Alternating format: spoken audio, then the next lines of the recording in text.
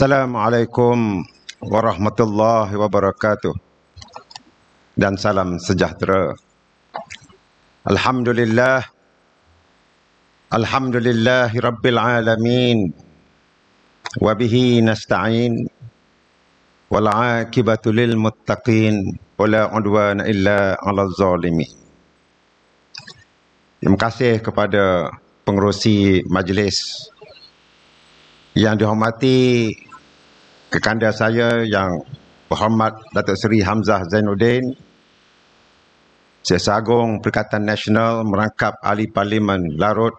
Selamat datang Datuk Seri. Rakan yang berhormat Senator Datuk Razali Idris, yang berhormat Ustaz Muhammad Nur Hamzah, yang berhormat Ustaz Arifin Rahman, Ustaz Sulaiman Sulong, Yang Berhormat Datuk Haji Yahya bin Ali, Yang Berhormat Datuk Seri Saifuddin Abdullah dan rombongan dari Pahang. Tak ada Yang Berhormat dari Perak, dari Greek yang mengalahkan Siasat Agung UMNO. Seluruh ahli jawatankuasa Badan Perhubungan Perikatan Nasional Marang, Terengganu dan seluruh jentera Perikatan Nasional Marang serta hadirin hadirat yang dihormati sekalian. Alhamdulillah kita dapat berhimpun pada malam yang berbahagia ini dengan cuaca yang baik, suasana yang aman dan tenteram dalam majlis pelancaran jentera pilihan raya Perikatan Nasional kawasan Marang. Nasib saya pada malam ini tidak begitu baik. Amat malang kerana menjadi penceramah yang kelima. Poin saya semua ambil korang lah ke dah. Tidak tinggal setabuk kita. Bahan korang habis poin-poin kita.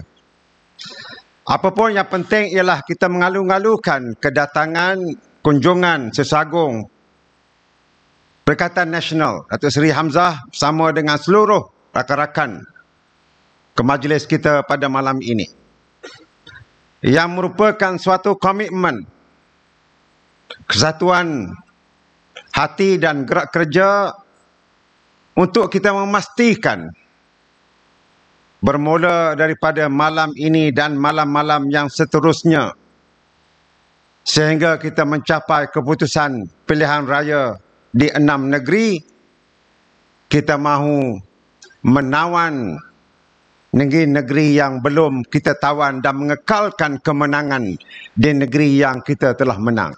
Boleh atau tidak? InsyaAllah, tuan-tuan. Hadirin dan hadirat sekalian, bila kita ambil alih kerajaan pada tahun 2018, bulan 5, kita telah bertemu 5 tahun pada bulan 5, bulan lepas. Bila kita ambil alih kerajaan, umpama kita masuk ke sebuah rumah. Ini contoh yang saya selalu sebut. Tapi saya nak ulang lagi pada malam ini kepada tuan-tuan. Mungkin di Pekalan Berangan ni tak dengar lagi.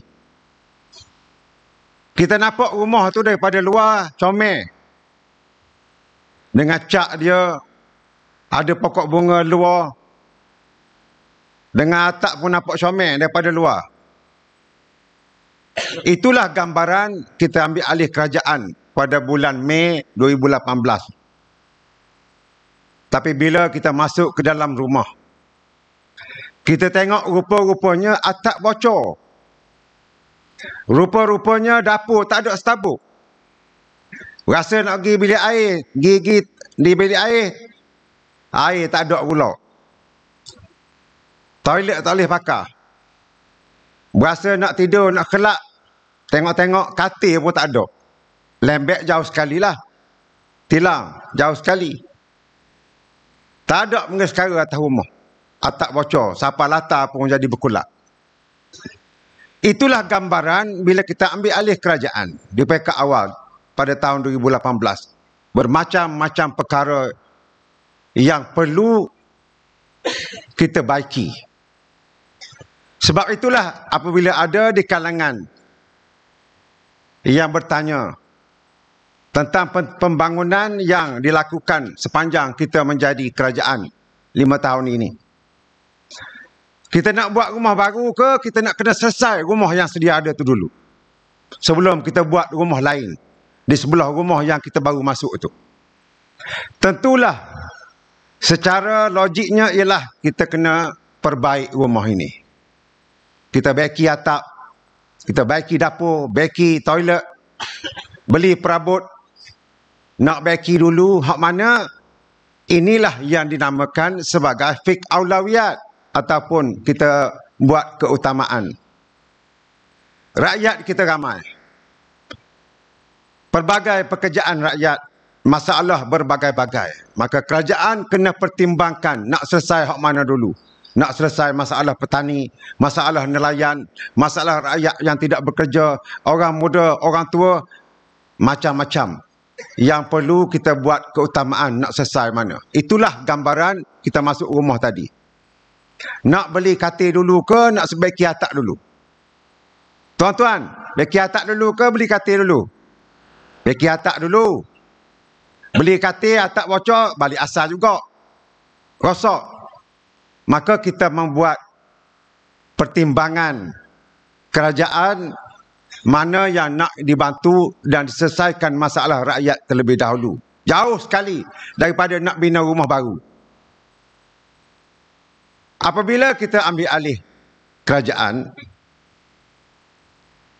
maka kita selesai perkara ini, insya-Allah dalam penggal yang akan datang, kita boleh buat rumah baru yang lebih cantik daripada rumah yang telah kita masuk dahulu.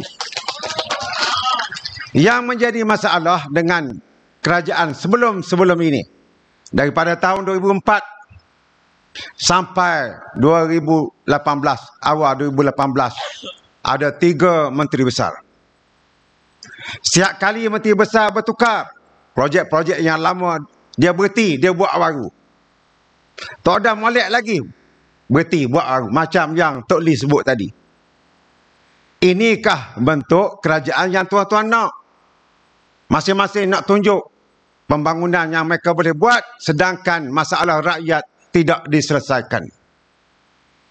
Sebab itulah tuan-tuan, sebagaimana yang disebut oleh Yang Berhormat Esko kita, Yang Berhormat Ustaz Muhammad Noor Hamzah tadi, saya selalu sebut kepada pegawai-pegawai kerajaan dan ahli-ahli yang berhormat, saya lah ulang-ulang daripada Kemaman sampai ke Besut, yang penting ialah kita adil kepada seluruh rakyat yang ada di negeri Terengganu ini.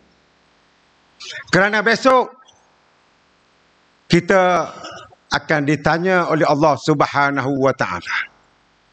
Saya selalu sebut, tanya atas dunia, soal siasat atas dunia, kita boleh lepas. Kita boleh jawab pelbagai soalan, boleh dekor. Tapi bila disoal di hadapan Allah Subhanahu wa Ta'ala, minta maaf banyak. Hak mana tak boleh jawab, tak boleh jawab lah. Sebab itulah saya senantiasa menekankan kita kena adil dengan seluruh rakyat.